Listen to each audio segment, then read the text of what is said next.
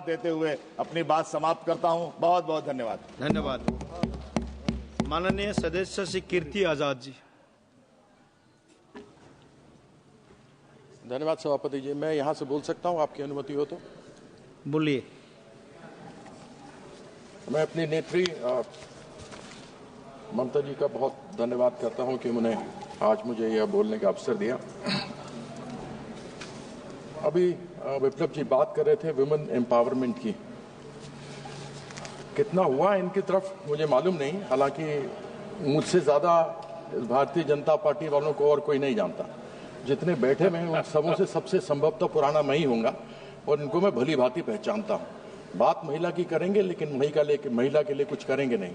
ये हमारी लीडर हैं जिन्होंने 40% सांसद इस लोकसभा के अंदर यहाँ पर ममता जी ने भेजा है। हमने सुना था कि 2022 में 5 ट्रिलियन इकोनॉमी बनेगी। 2014 में जब सरकार आई थी तो मैं भी उसी तरफ था और मैंने सुना था जब ये कहा गया था कि न खाऊंगा न खाने दूंगा, तब मैंने 400 करोड़ का भ्रष्टाचार, जिस खेल ने मुझे आन बान शान मान मर्यादा जिस देश के लिए मैं खेला, वहां पर 400 करोड़ का घोटाला हुआ था, मैं लेकर गया था। लेकिन उस घोटाले के ऊपर कोई चर्चा नहीं हुई। मुझे जिस प्रकार से विभीषण को लंका से निकाल दिया गया था, मुझे भी उसी विभीषण की तरह उस लंका से बाहर निकाल दिया गया। मैं एक एक चीज और राज इनके जानता हूं। मैं उस विषय पर अधिक नहीं जाऊंगा। महिलाओं के बारे में क्या इनकी राय है वह भी मैं जानता हूं। 2014 से मुंगेरी लाल के हसीन सपने सामने देखते रहे हैं और उन हसीन सपनों को कब पूरा होता हुआ देखेंगे मालूम नहीं, क्योंकि लक्ष्य ये था कि 2022 में जब अमृत काल होगा, 75 वर्ष हमारे आजादी के पूरे होंगे, तो सबके सर पर छत होगा, नल में जल होगा, नल में जल होगा, गैस होगी, बिजली होगी। लेकिन यह लक्ष्य 2047 पे चला गया। जो 2022 में होना था वो 2047 पे चला गया। इस सदन में कितने जिंदा होंगे नहीं होंगे मालूम नहीं, वो लक्ष्य देख पाएंगे या नहीं देख पाएंगे। यह रूप है, स्वरूप है कि इतना आगे बढ़ा दो कि इंसान पूछने वाला ना रहे। 5 ट्रिलियन इकोनॉमी बढ़ाने की बात है। बात यह भी थी कि 2 करोड़ नौकरियां हर साल लगेंगी। यानी मैं 11वां साल न लेके केवल 10 साल ले लूं तो 20 करोड़ नौकरियां होती, और एक परिवार में 5 व्यक्ति ले लूं तो 100 करोड़ लोगों का इज्जतदार जिंदगी जी सकते थे। वह 20 करोड़ नौकरी करते और उनके साथ 5-5 परिवार में रहते तो 100 करोड़ लोगों को आराम से जीवन पोषण हो सकता था। लेकिन बार बार सुनने को यही मिलता है कि मोदी जी 80 करोड़ लोगों को 5 किलो राशन दे रहे हैं, 25 करोड़ लोगों को अभी गरीबी रेखा से निकाला गया, यानी कि 105 करोड़ थे गरीबी रेखा के नीचे। मैं ये कहना चाहता हूं, पैसा किसका है? जो राशन आ रहा है वो पैसा किसका है? वह पैसा उन लोग 2% लोगों का है 140 में से जो इनकम टैक्स देते हैं। कम से कम उन इनकम टैक्स वालों को तो धन्यवाद कर दीजिए कि आपके द्वारा जो कर लिया जा रहा है उसके माध्यम से 80 करोड़ लोगों को अनाज मिल रहा है। लेकिन वो नहीं करेंगे, बात करेंगे मोदी जी की। कभी भी देश में जो लोग हैं उनको कभी धन्यवाद किया जाए सो नहीं होगा।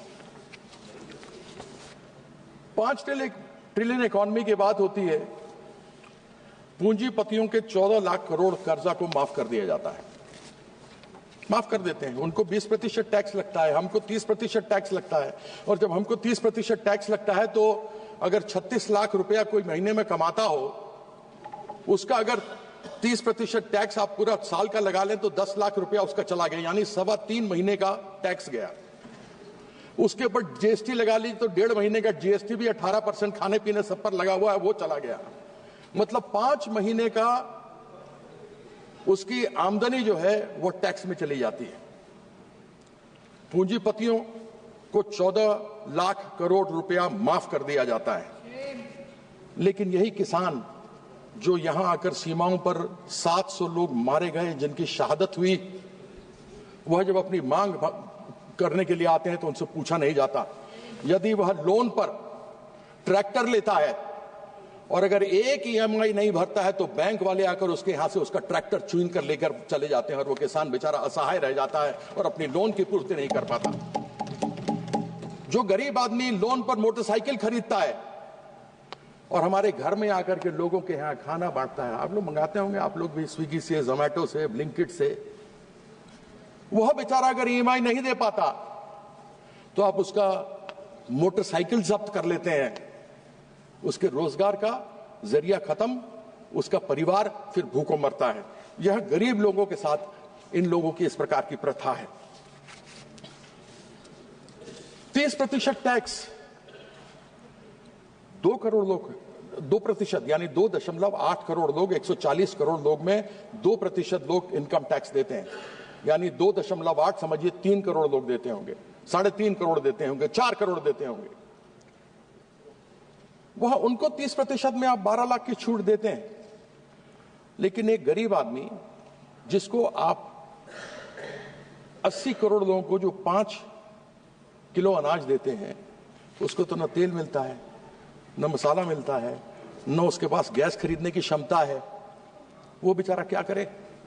ऐसे में GST पर तेल हो, साबुन हो, घी हो, पनीर हो, दूध हो, आटा हो, चावल हो, सब पर आपने GST लगाया हुआ है। और वो GST चाहे पूंजीपति हो, चाहे मध्यम वर्ग का आदमी हो, चाहे गरीब आदमी हो, सबको ही बराबर से देते हैं।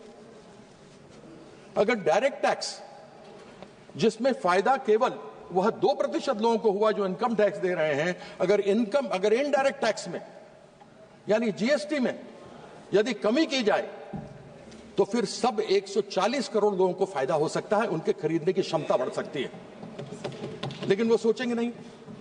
मैंने एक बार पूछा था, यहां राज्य मंत्री जी बैठे हैं, इनसे मैंने कहा था कि आप क्या करते हैं, GST में कमी क्यों नहीं लेकर के आते हैं? तो मुझसे खड़े होकर इन्होंने जवाब दिया कि पश्चिम बंगाल का भी नाम GST में है। सर मैंने कहा यहां बैठे हुए उनको दिखाया, हुजूर आपके बिना मैं कहीं जा ही नहीं सकता, आपके बिना कहां जाएंगे मालिक। इन्होंने जवाब दिया कि पश्चिम बंगाल भी उसी में है। बिल्कुल मैं मानता हूं कि पश्चिम बंगाल भी उसी में है। टोटल 31 है राज्य, जिनमें से 20 यानी 16 में बीजेपी और 4 और मिला दे तो NDA मिलकर के 20 राज्यों के अंदर इनकी सरकार है। 11 राज्य वो गैर भारतीय जनता पार्टी के हैं, टोटल हो गए 31। साथ में इन्होंने प्रावधान GST में किया हुआ है कि केंद्र सरकार जिस दिन GST की मीटिंग होगी, जितने सदस्य बैठे होंगे उन सदस्य की 1/3 वोट का पावर सेंट्रल गवर्नमेंट के पास होगा। यानी अगर मान लीजिए 31 का फुल हाउस हो, उसमें से 1/3 इनको हो तो 10 हो गया, 21 और 10 31 हो गया, 11 इधर हैं। तो फिर जब आपके हाथ में इतनी ताकत है, आप GST काउंसिल की बात करते हैं,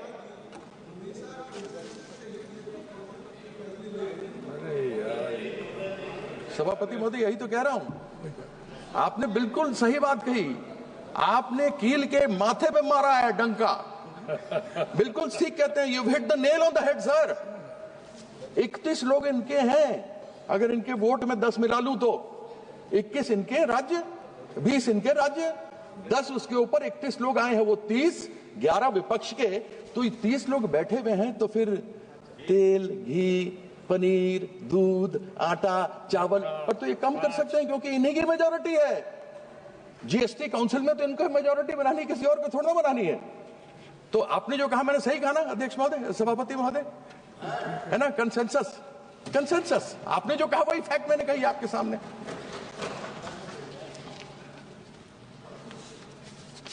एक बार हमने सुना प्याज की बात, हमने सुना कि माननीय वित्त मंत्री महोदया ने कहा कि उनसे पूछा गया कि प्याज के दाम बहुत बढ़ गए हैं उन्होंने कहा मैं प्याज खाती नहीं इसलिए मुझे दाम मालूम नहीं। सभापति महोदय, पेट्रोल और डीजल तो हम लोग भी नहीं खाते, लेकिन दाम तो मालूम है। Petrol diesel, yes, no, we don't eat petrol diesel like she doesn't eat onions, but yet we know the price. Price तो हमको मालूम है साहब कि पेट्रोल डीजल के दाम क्या है। और सेंट्रल गवर्नमेंट ने पेट्रोल डीजल के अंदर पेट्रोल में 19.9 प्रति लीटर का एक्साइज लगाया हुआ है, डीजल में 5.8 रुपए प्रति लीटर का इन्होंने एक्साइज लगाया हुआ। ये बढ़ाया है इन दिनों में। जिस समय स्वर्गीय मनमोहन सिंह जी हमारे प्रधानमंत्री थे, उस समय कच्चे तेल की कीमत $112 प्रति बैरल थी। तब उस समय, दिल्ली की बात करता हूं, 65 रुपए प्रति लीटर पेट्रोल था। जिस समय माननीय नरेंद्र मोदी जी यहां पर प्रधानमंत्री बनकर के आए, उस समय कच्चे तेल के बैरल की कीमत $60 प्रति बैरल थी। और उस समय तब बात चलती थी और हम भी खड़े होकर के चिल्लाते थे, बहुत हुई महंगाई की मार, पेट्रोल डीजल की मार, अब की बार टन टन टन सरकार। अब वही बोलना पड़ेगा ना, क्योंकि हुआ कुछ नहीं। हम यही बोलते थे। तब था 60 रुपए प्रति डॉलर बैरल। मनमोहन सिंह जी के समय था $112 प्रति बैरल। तब था 65 रुपए। उसके बाद वो 60 से बढ़कर आज हुआ है 225 में 80 रुपए प्रति बैरल। लेकिन पेट्रोल और डीजल सेंचुरी मार रहा है। बेचारा विराट कोहली और रोहित शर्मा मारने में उसको बहुत मुश्किल हो रही है। और 3 साल से सेंचुरी पर बैठे हैं। क्यों नहीं कम करते एक्साइज? कर दे कम, और नहीं तो ले आए जीएसटी में। और फिर इन्हीं की है मेजॉरिटी। 31 राज्य 10% और मिला लीजिए, 31 के 41 में 31 ही है, 31। अच्छा। तो लोगों को बोलना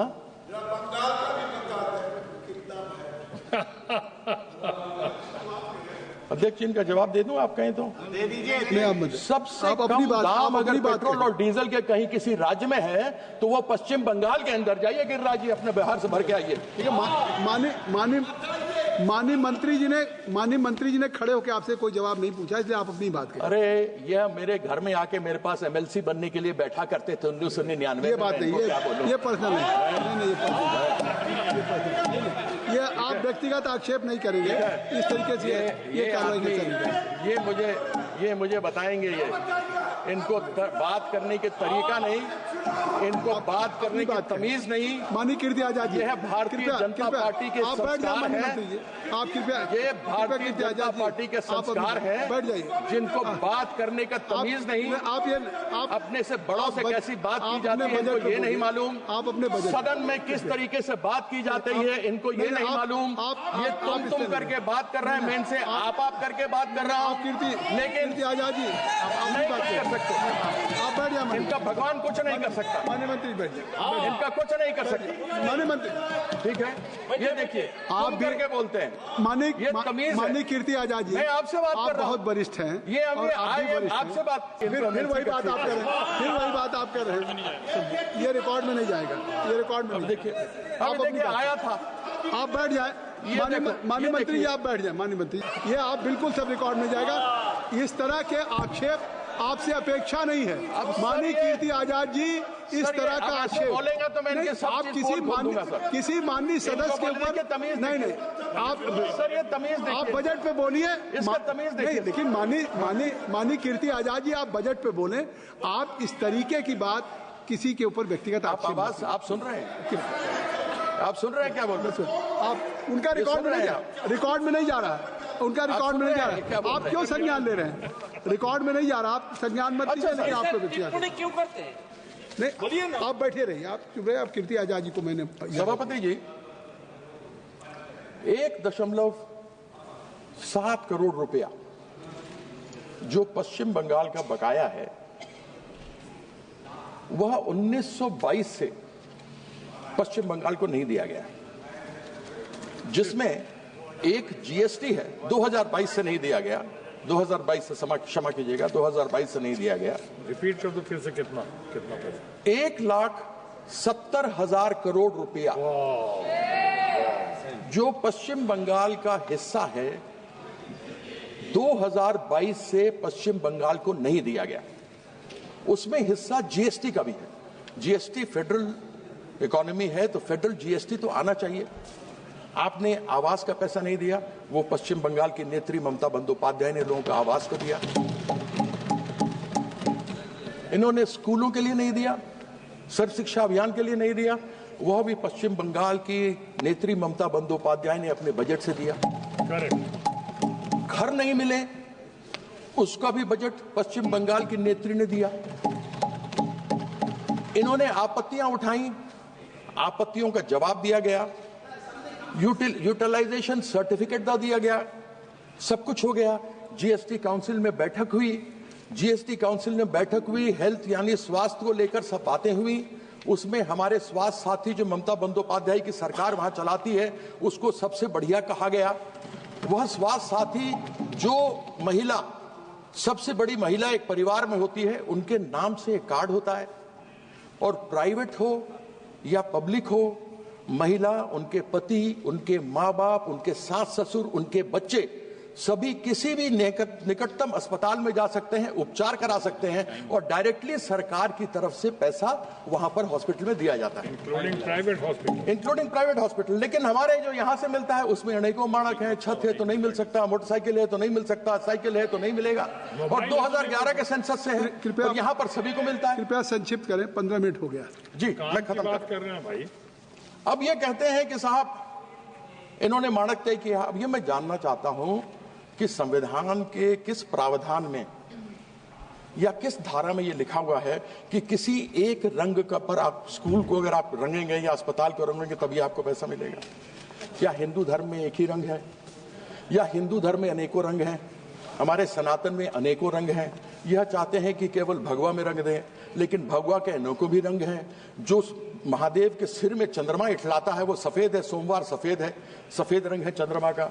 मंगल हनुमान जी का है तो लाल है, बुद्ध प्रकृति है तो हरा है, बृहस्पति देवताओं के गुरु थे इसलिए पीला है, शुक्राचार्य राक्षसों के गुरु थे इसलिए राख है, शनि महाराज हम सब जानते हैं कि वह काले या नीले हैं, और हमारे जो सूर्यदेव हैं वह इंद्रधनुष हैं, सतरंगे हैं।